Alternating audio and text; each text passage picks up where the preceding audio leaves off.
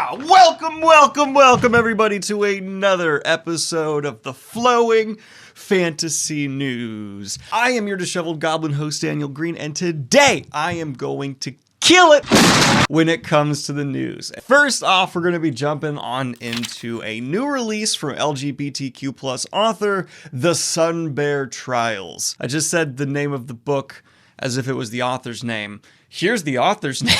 Aiden Thomas. Now, if you're really excited about this, I am sorry to say it will not be coming out until 9/6/2022, but to tide you over, you know, there's all of literature. Actually, Aiden, I've changed my mind. Now, if you don't release the book at least 1 month early, literature's not enough. The cat gets no pets for 4 whole days. Pressure's on, my friend. That's on you. That's on your conscience now.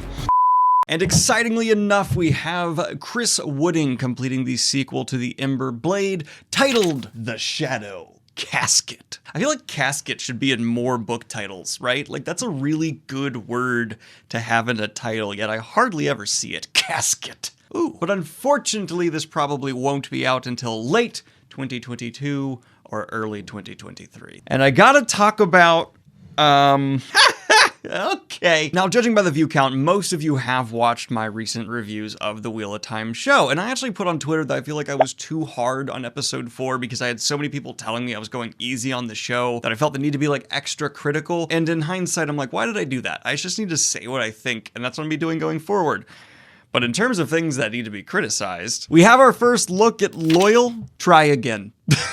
I'm liking the show. I think it's pretty solid, and episode 4 was really damn good. But that's a nope. That's a no. Now, I do want to make the clarification that this has absolutely no reflection on Hamed and his performance and should not be taken as such. Judging costuming versus performance is a very important, clear distinction to make, but I'm not a fan of this costuming. Just scrap it, change it for season 2, and move on. We'll forget this happened. Please. But in the last piece of Wheel of Time news we're going to cover here today, we did get an announcement that we're going to be getting custom Wheel of Time jewelry from Bon Daily Jewelry. I am not familiar with jewelry at all. I do not know the ins and outs of the jewelry world in the least. I know nothing about this company. All I can tell you is yes, Wheel of Time jewelry coming up soon. But in Amazon Studios news, for something that I'm very mixed in how I feel about, we have a Mass Effect adaptation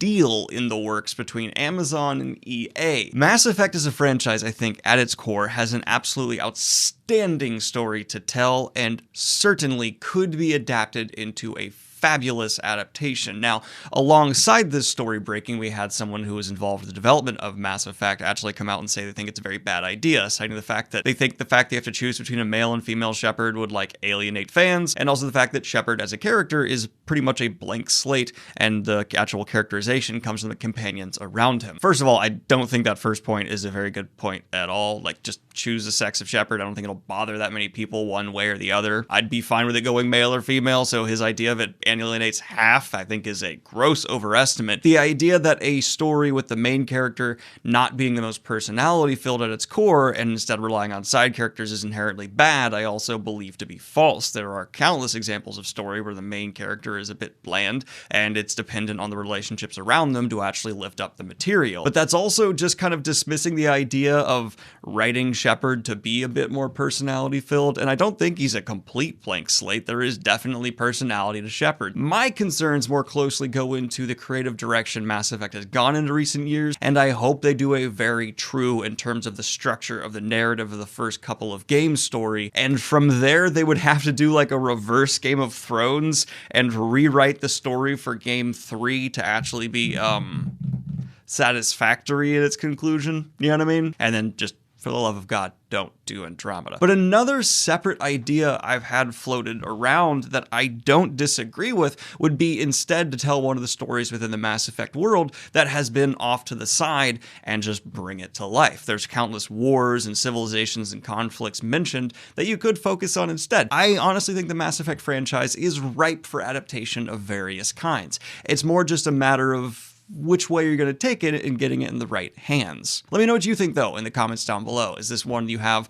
a lot of strong opinions on? I imagine so, because, you know, the first two games are some of the most critically acclaimed of all time. And occasionally I want to use fantasy news to bring my audience's attention, which is mostly American, to something that might accidentally be slipping under their radar. And for this, I want it to be The Silent Sea. This looks to be a Korean sci-fi horror film, and there is so much in that sentence I'm enjoying. I've gotten a bit more into Korean cinema recently, as well as their very visceral approach to drama and horror, so seeing them add in a sci-fi overlay, which, you know, your boy's a fan of, makes me perked, as well as some talent I've become a little bit familiar with being involved. This is looking quite interesting. The trailer was atmospheric and slow. It seems to be focused on just this crew surviving and then some other stuff I'm not going to spoil in case you don't want to watch the trailer and go in blind, but this will be coming to Netflix and it's on my radar. I might be doing a review here on the channel. And you don't have to wait that long because it'll be out December 24th. And I'm assuming you all want me to cover news about the most profitable franchise of all time. Remember, this is that, and it's going to be Pokemon is getting 4 more entries into its Pokemon Evolutions show starting December 2nd. In the trailer, we see all kinds of flashes of various legendaries as well as Mewtwo, not Mew 1, Mewtwo. When do we get Mew 3? Okay. And I don't know, it's just really amazing to me how this franchise has been one of the few from my childhood that doesn't feel like it's being forced to carry on. Pokemon is just alive and breathing and well, and it's just transcended generations. Like, I see everyone from their mid-30s down to, like, little kids still obsessed with Pokemon, and at no point does it feel like we're forcing it down younger people's throats like, you will like Ghostbusters, motherfucker. And in the final story we're going to cover today, Miyazaki is coming out of retirement. That's right, the retirement he went into, who could have seen it coming, was more of an extended vacation. And I was going to make jokes about this. I was going to poke fun at how a lot of artists do this and just go away, then come back to make headlines and everything. But I'm just excited, right? Like, I know there's controversy around all this, but for me, it's like this guy puts out some of the highest quality art that has been made in the last century, in my opinion. Spirited Away, Princess Mononoke, Howl's Moving Castle are all masterpieces of their own right, and the idea of getting another piece from this guy's mind, I'm fine with. And it's specifically said to be a fantasy on a grand scale. Is it Malazan Book of the... Are you doing Malazan Book? No, I'm kidding. Of course he's not. He's not. He's not. It'd be a horrible combination. I don't know why I'm doing that. But this has been your latest episode of Fantasy News. Let me know what you think of today's stories in the comments down below. And if you'd like to see me cover any story that I didn't, go ahead and join the Discord server, find the Fantasy News channel, and post it there. All it has to be is a fairly recent story, and I might cover it. Oh, and in a final piece of news, I think I'm going to be doing a Wheel of Time watch-alongs on my Twitch every Sunday, so if you'd like to watch the Wheel of Time alongside me, tune in on Sundays at twitch.tv/fantasynews. Bye! And of course, I'd like to record a special shout-out to my latest high-tier Patreon, Richard Smith.